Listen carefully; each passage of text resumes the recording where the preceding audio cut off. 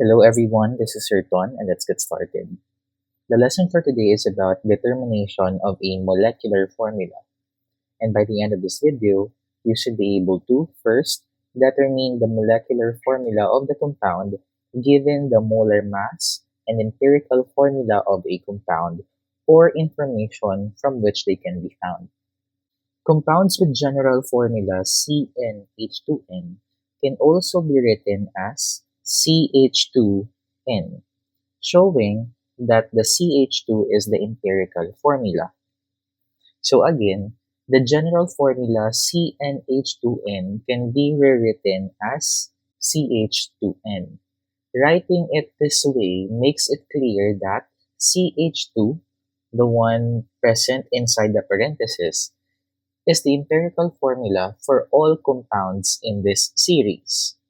Moreover, using the empirical formula, the molar mass of CH2 is calculated as the molar mass of carbon, which is 12.011 grams per mole, plus twice the molar mass of hydrogen, which is 1.008 grams per mole, giving 12.027 grams per mole. From this, to get the molar mass of the actual compound, we multiply the empirical formula mass by N. So for example, if N is equals to 2, then the molar mass is about 28 grams per mole.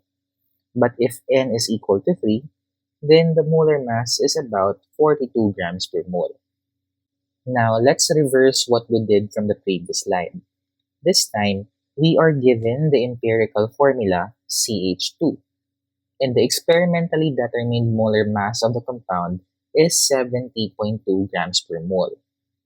And for us to find the value of N, we determine how many empirical formula units fit into the molar mass of the compound. And we can do that by dividing the molar mass, which is 70.2 grams per mole, by the empirical formula mass, which is 14.027 grams per mole. And this gives us the value of about 5. Because N is equal to 5, the molecular formula contains about 5 CH2 units.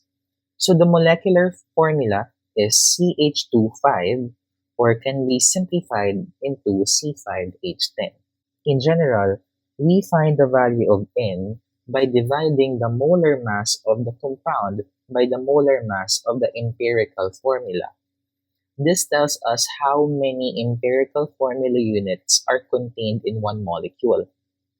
And to emphasize the point, it is important to remember that N must always be a whole number.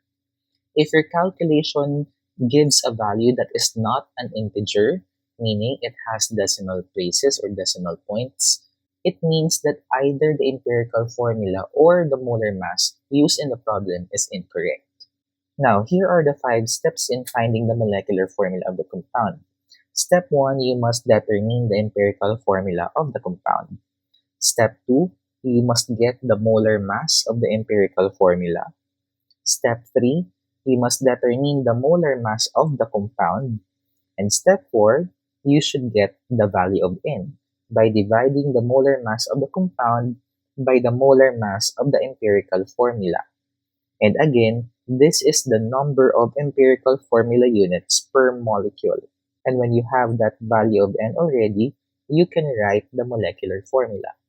Let's apply the steps for sample exercise number 1. Fructose is the sugar found in honey and fruits. It is commonly known as fruit sugar. Its percentage composition is 40% carbon, 6.71% hydrogen, and the remainder is oxygen. The molar mass of fructose is 160.16 grams per mole. Find the empirical and molecular formulas of the compound. So to solve this problem, we will start by finding the empirical formula of the compound. Let's first list down the elements present in the compound. We have carbon, we also have hydrogen, and we have oxygen. The masses of each element are given by its percentage. So therefore, we must assume that we have 100 grams of the compound. So in 100 grams of the fructose, 40% is carbon.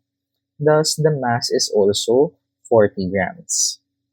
Hydrogen is 6.71%, therefore it is also 6.71 grams. And the remainder is oxygen. Since in percentages the total is 100%, then we can get the mass of oxygen by adding 40 grams and 6.71 grams and subtracting the sum from 100. Therefore, 100 minus 46.71 is equal to 53.29 grams. The next step is to get the moles of each element. For carbon, we will multiply 40 grams by 1 mole over 12.011 grams. And the answer is equal to 3.33 moles of carbon. For hydrogen, we will multiply it by 1 mole over 1.008 grams. And the answer is 6.66 moles of hydrogen. For oxygen, we will multiply it by 1 mole over 15.999 grams. The answer is 3.33 moles of oxygen. The next step is for us to identify the amount ratio. So for us to get the amount ratio, we will divide each mole number by the smallest mole number, which is 3.33. And the amount ratio of carbon to hydrogen to oxygen will be 1:2:1. Since the amount ratio is already in whole numbers, therefore the formula ratio will still be the same. And again, the formula ratio of carbon to hydrogen to oxygen is 1:2:1.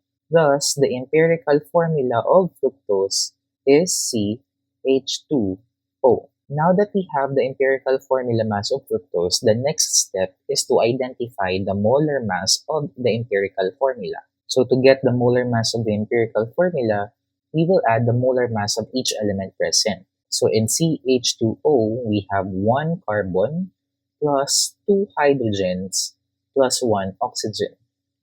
And the molar mass is going to be 30.026 grams per mole. Now that we have the molar mass of the empirical formula, and we also know the molar mass of the compound, which is 180.16 grams per mole, now we can get the value of N by dividing the molar mass of the compound by the molar mass of the empirical formula.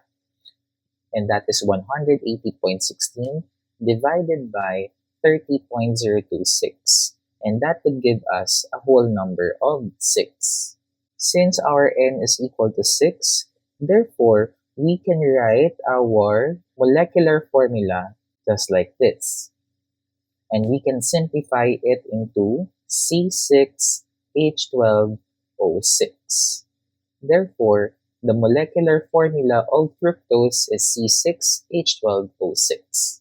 Now, please pause this video to answer our practice exercise number 1.